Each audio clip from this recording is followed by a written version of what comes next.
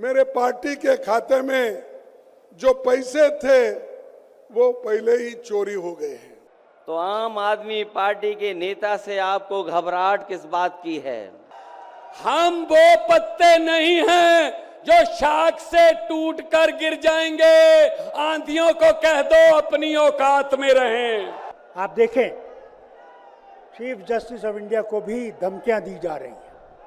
और उस साल चुनाव में जयप्रकाश जी ने जो नारा दिया, उस साल के चुनाव में आजादी की जीत हुई, गुलामी का हार हुआ।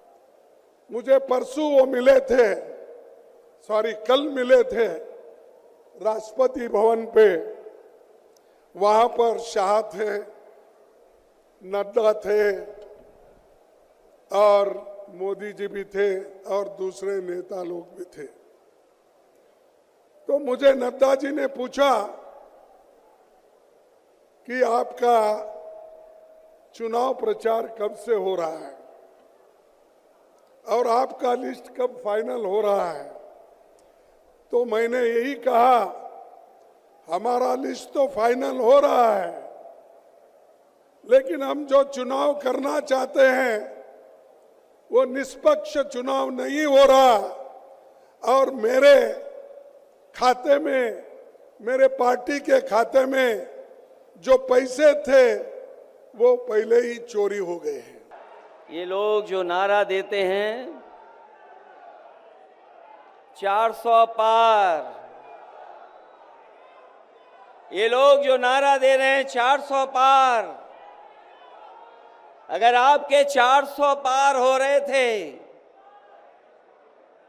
तो आम आदमी पार्टी के नेता से आपको घबराहट किस बात की है?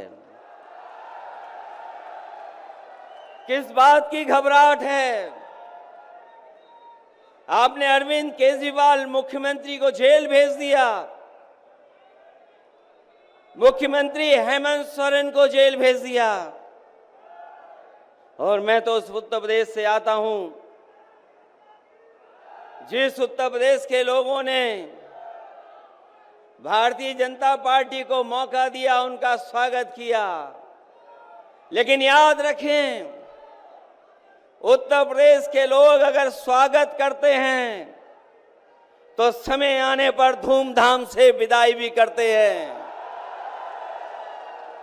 और जो आपने चुने हुए मुख्यमंत्रियों को जेल भेजा है, न केवल भारत के लोग बल्कि दुनिया के लोग भारतीय जनता पार्टी पर थू थू कर रहे हैं। इनको ये लगता है कि ऐसे हम चला लेंगे, डंडे से चला लेंगे। ये देश किसी के बाप की जागीर नहीं है। ये 140 करोड़ लोगों का देश है। ये आजादी हमें शहीद आजम भगत सिंह, राजगुरु सुखदेव, मदन लाल ढींगरा, करतार सिंह सराबा, चंद्रशेखर आजाद जैसे हजारों योद्धाओं ने अपनी जवानी में गले में फांसी के रस्से लटका के ये आजादी हमें दी है। ये इनके किसी बाप दादे की जागीर नहीं है। क्या समझते हैं ये? इसको भी अंदर कर दो, इसको भी अंदर कर दो। जो अस्पताल बनाता उसको अंदर कर दो, जो स्कूल बनाता उसको अंदर कर दो। कांग्रेस पार्टी के खाते फ्रीज कर दो, किसी के नेता फ्रीज कर दो। ऐसे जीत लोगे? हम वो पत्ते नहीं हैं, हम वो पत्ते नहीं हैं जो शाख से टूटकर गिर जाएंगे। आंधियों को कह दो अपनी औकात में रहें। कि हम सब आईन को बचाएं, कॉन्स्टिट्यूशन को बचाएं।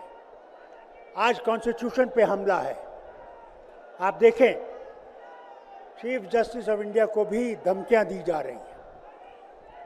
यह हाल है हमारा। ये बात सुनिए, इंसान को इंसान से लड़ाया जा रहा है। मुसलमान अलग, हिंदू अलग, सिख अलग, ईसाई अलग। इस लड़ाई के खिलाफ हमने आवाज़ उठानी है। इस लड़ाई के खिलाफ आपने वोट देना है।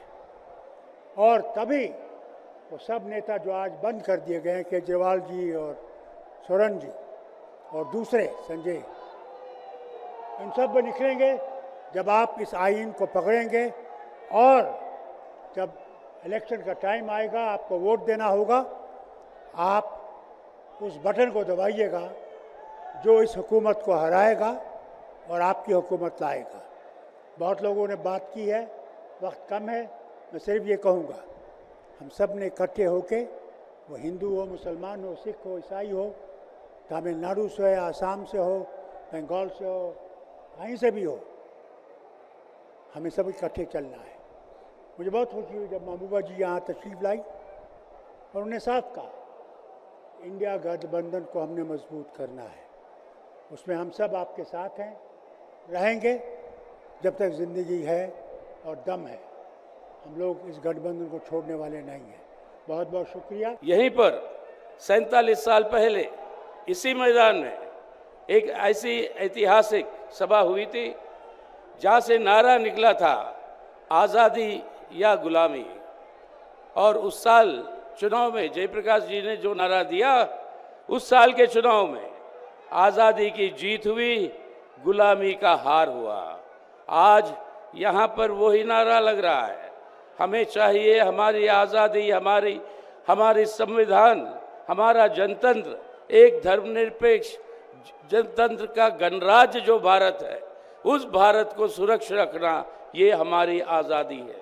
इस आज़ादी को हम आज हासिल करेंगे और उन ताकतों को आज शिकस्त करेंगे, मोदी सरकार को जो हमारे देश को बर्बाद करने में तुली हुई है। तो आज जिस तरीके की भ्रष्टाचार हम देख रहे हैं, जो लूट मची हुई है देश में, जो बेरोजगारी बढ़ रही है, जो भूख महंगाई बढ़ रही है, इन सब के खिलाफ अगर इनसे मुक्ति चाहिए तो पहले इस सरकार से मुक्ति चाहिए। इस देश के प्रजातंत्र और संविधान को बचाना हो तो इनके खिलाफ जो राजनैतिक शक्तियाँ आज भारतीय जनता पार्टी और उनके साथी तो दिखा रहे हैं, इस बारे में हम लोगों को सोचने का समय आ गया और सोचना हो। आज केजरीवाल पर हमला हुआ, उनको जेल में भेजा। इससे पहले झारखंड के मुख्यमंत्री को इसी तरह से भेजा और इससे पहले चाहे दिल्ली के हो, चाहे महाराष्ट्र के हो, चाहे पश्चिम बंगाल के हो, कई राजनीतिक नेता, चाहे एमएलए हो या पार्लियामेंट का सदस्य हो, उन्हें जेल में भेजने का काम ये सरकार ने किया।